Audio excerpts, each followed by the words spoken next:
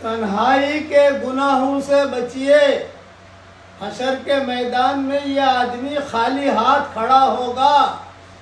رسول اللہ صلی اللہ علیہ وسلم نے فرمایا کہ کچھ لوگ ایسے ہوں گے جو تہامہ اور پہاڑ کے برابر نیکیاں لے کر آئیں گے، لیکن حشر کے میدان میں بالکل خالی ہاتھ. حضرت ثوبان نے پوچھا کہ من ہم یا رسول اللہ، اے اللہ کے نبی وہ کون لوگ ہیں؟